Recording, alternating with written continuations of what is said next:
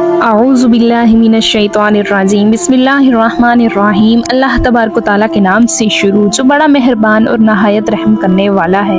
پیارے ناظرین، بیت المقدس وہ مبارک مقام ہے کہ جس کے ارد گرد اللہ تبارک و تعالیٰ نے بے شمار رحمتیں اور برکتیں رکھی ہیں، اور یہ مقام اس وجہ سے بھی مبارک ہے کہ تمام انبیاء کرام نے یہاں پر حاضری دی، اور معراج کی رات تمام انبیاء کرام نے حضور اکرم صلی اللہ علیہ وسلم کے ساتھ اسی مقام پر نماز ادا کی، اور اس مقام کو بھی یہ فضیلت حاصل ہے کہ سب سے زیادہ انبیاء کرام یہیں پر مدفون ہیں۔ پیارے ناظرین، آج کی اس ویڈیو میں ہم آپ کو بتائیں گے کہ حضرت ابراہیم علیہ السلام کی وفات کے بعد سے لے کر آج تک یہودی مسجد اقصی کو گرانے کے لیے کیوں تلے رہے، اور مسجد اقصی میں ایسی کون سی چیز دفن ہے کہ جس کو یہودی حاصل کرنا چاہتے ہیں، اور وہ کون سا ایسا مقصد ہے کہ جس کی وجہ سے یہودی جلد از جلد مسجد اقصی پر قبضہ کرنا چاہتے ہیں۔ اور اس کے ساتھ ساتھ آپ کو بھی یہ بتائیں گے کہ حضرت ابراہیم علیہ السلام سے لے کر اب تک کتنی مرتبہ مسجد اقصی کو شہید کیا گیا اور اس کو دوبارہ تعمیر کیا گیا، اور مسلمانوں کے قبلہ اول مسجد اقصی کی تاریخ کیا ہے، اور آج کے دور میں فلسطین میں جو ہو رہا ہے اس کے پیچھے چھپے حقائق کیا ہیں، اور کیا دجال آنے والا ہے۔ پیارے ناظرین، ان تمام تر سوالات کے جوابات قرآن و حدیث کی روشنی میں آج کی اس ویڈیو میں ہم آپ کو بتائیں گے، لہٰذا آپ سے گزارش ہے کہ ہماری اس ویڈیو کو اینڈ تک ضرور دیکھیے گا۔ پیارے ناظرین، بیت المقدس وہ مقام ہے جو تمام بڑے مذاہب کے نزدیک عزت اور احترام کا حامل ہے۔ تمام بڑے مذاہب ہیں، یعنی عیسائی اور مسلمان اس کو عزت اور احترام کی نظر سے دیکھتے ہیں۔ مسلمانوں کے نزدیک یہ مقام اسی لیے اہمیت کا حامل ہے کہ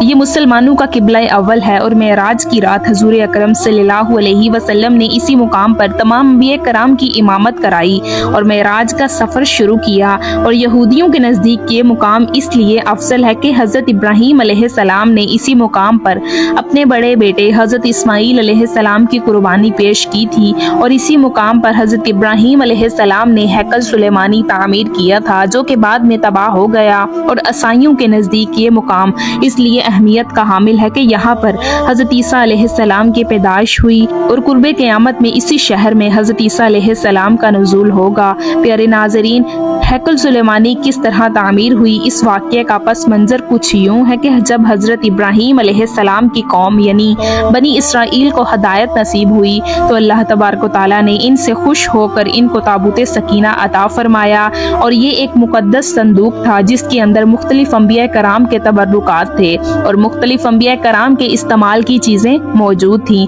چونکہ صندوق کے اندر مختلف انبیاء کرام کے تبرکات موجود تھے، اس وجہ سے یہ صندوق بہت ہی بابرکت تھا۔ تابوت سکینہ حاصل ہونے کے بعد یہ قوم ہر میدان میں فتح حاصل کرتی، اور اللہ تبارک و تعالیٰ ان کو ہر میدان میں کامیابی عطا فرماتا۔ اس کے بعد جب حضرت داؤد علیہ السلام کی حکومت آئی تو حضرت داؤد علیہ السلام نے تابوت سکینہ کی حفاظت کے لیے ہیکل تعمیر کرنے کا ارادہ فرمایا۔ ہیکل سلیمانی کی یہ تعمیر حضرت داؤد علیہ السلام کے زمانے سے شروع ہوئی، جس کو حضرت داؤد علیہ السلام کے بیٹے حضرت سلیمان علیہ السلام نے 9 سال قبل مسیح میں مکمل کیا۔ اس ہیکل سلیمانی کو حضرت سلیمان علیہ السلام کے حکم سے جنات نے تعمیر کیا تھا، لہٰذا یہ ہیکل سلیمانی بہت ہی مضبوط اور خوبصورت تھا۔ اس ہیکل سلیمانی کے اندر تابوت سکینہ کو رکھا گیا، اور کسی بھی عام شخص کو ہیکل سلیمانی کے اندر داخل ہونے کی اجازت نہ تھی۔ چنانچہ آپ علیہ السلام کی وفات کے بعد بنی اسرائیل کی قوم اللہ تبارک و تعالیٰ کی نافرمان ہو گئی اور گناہوں کے اندر ڈوب گئی۔ اس نافرمانی کی وجہ سے اللہ تبارک و تعالیٰ نے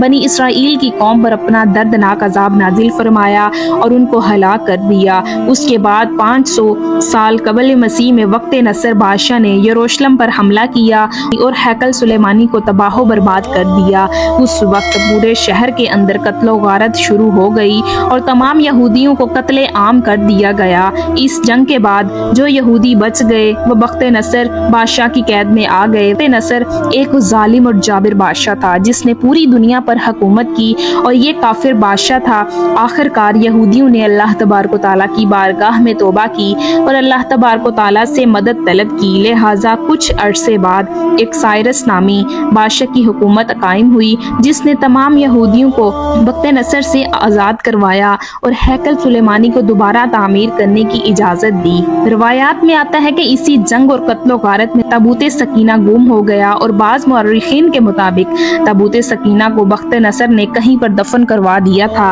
और बाज़ रवायात के मुताबिक ताबूत सकीना अल्लाह तबारक व तआला के हुक्म से गायब हो गया। इस तरह जब हैकल सुलेमानी की दोबारा तामीर मुकम्मल हुई और यरूशलेम यहूदी आबाद हो गए, लेकिन ये बदबख्त कौम कुछ अरसे बाद दोबारा अल्लाह तबारक व तआला की नाफरमानियां करने लगी, तो उनकी हदायत के लिए अल्लाह तबारक व तआला ने हज़रत ईसा अलैहिस्सलाम को मबऊस फरमाया। जब हज़रत ईसा अलैहिस्सलाम ने इन यहूदियों को हक की दावत दी और अल्लाह तबारक व तआला की तरफ बुलाया, तो तमाम यहूदी हज़रत ईसा अलैहिस्सलाम के खिलाफ हो गए और मुआज़ल्लाह उनको कत्ल करने की धमकियां देने लगे। बिला आखिर यहूदियों ने हज़रत ईसा अलैहिस्सलाम को सूली पर चढ़ा दिया, जो कि हकीकत में हज़रत ईसा अलैहिस्सलाम न थे। इस नाफरमानी के बाद यहूदियों पर फिर अल्लाह तबारक व तआला का गज़ब नाजिल हो गया और एक जाबिर और जालिम बादशाह, जो कि बख्तुन नसर से भी ज्यादा जालिम था, ये बादशाह जिसे दुनिया टाइटस रूमी के नाम से जानती है, ये अल्लाह तबारक व तआला का कहर बनकर यहूदियों पर मुसल्लत हो गया। इस बादशाह ने यरूशलेम पर हमला किया और तमाम यहूदियों को सफ़ाए हस्ती से मिटा दिया और तमाम यहूदियों को कीड़े मकोड़ों की तरह कत्ल कर दिया। और जो यहूदी इस कत्लो गारत से बच गए वो यरूशलेम छोड़कर कहीं और चले गए। इस वाक़ये के कई सालों बाद जब अरब के अंदर इस्लाम दाखिल हुआ और हमारे आखिरी नबी हज़रत मोहम्मद सल्लल्लाहु अलैहि वसल्लम इस दुनिया में तशरीफ़ लाए और आप सल्लल्लाहु अलैहि वसल्लम की बरकत से जब इस्लाम यरूशलेम तक पहुँचा, तो हज़रत उमर रज़ी अल्लाह ताला अन्हु ने अपने दौरे खिलाफत में इसी जगह पर मस्जिद अक्सा की तामीर करवाई, जहाँ पर हैकल सुलेमानी तामीर किया गया था। हज़ारों सालों तक यरूशलेम मुसलमानों के कब्जे में रहा और तमाम मज़ाहिब के लिए यरूशलेम के दरवाजे खुले थे। उसके बाद ज़माना यूं ही गुजरता गया और बिला आखिर जब 19वीं सदी शुरू हुई, तो 19वीं सदी के दरमियान में जब दूसरी जंग अजीम हुई, तो उस जंग में बरतानिया और अमेरिका की साजिश से यहूदियों को दोबारा से यरूशलेम में आबाद कर दिया गया और मुसलमानों में एक न ख़त्म होने वाली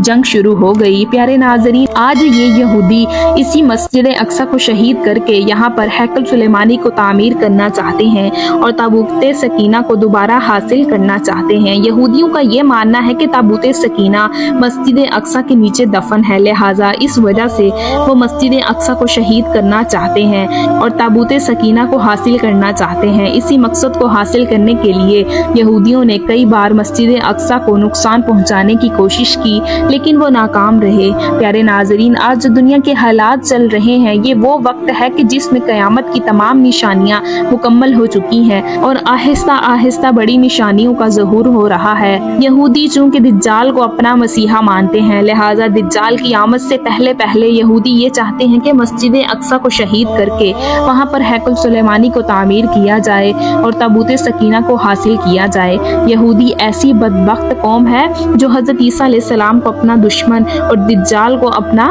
मसीहा मानती है। प्यारे नाज़रीन, याद रहे कि दज्जाल का ज़हूर उस वक्त होगा जब इस दुनिया में दज्जाल के पैरोकार सबसे ज़्यादा ताकतवर होंगे। आज हम देख लें कि दुनिया के अंदर सबसे ज़्यादा ताकतवर कौम यहूदी कौम है और यही वो कौम है जो दज्जाल को अपना मसीहा मानती है। लिहाजा इस वजह से यहूदी मुसलमानों पर जुल्म और सितम करके मुसलमानों को ख़त्म करना चाहते हैं और पूरी दुनिया पर हुकूमत करना चाहते हैं। लेकिन जब यहूदियों को मसीहा दज्जाल इस दुनिया में आएगा, तो अल्लाह तबारक व तआला हज़रत ईसा अलैहिस्सलाम को भेजेंगे और हज़रत ईसा अलैहिस्सलाम तमाम यहूदियों को और दज्जाल को निस्बत व नाबूद कर देंगे और उनको सफ़ा हस्ती से मिटा देंगे। प्यारे नाज़रीन, उम्मीद करती हूँ कि आपको हमारी आज की वीडियो अच्छी लगी होगी। वीडियो अच्छी लगे तो वीडियो को लाइक कीजिए और मज़ीद इस तरह की वीडियोस देखने के लिए हमारा channel learning of Islam subscribe कीजिए। मिलते हैं नेक्स्ट वीडियो में, इजाज़त दीजिए। अल्लाह हाफ़िज़।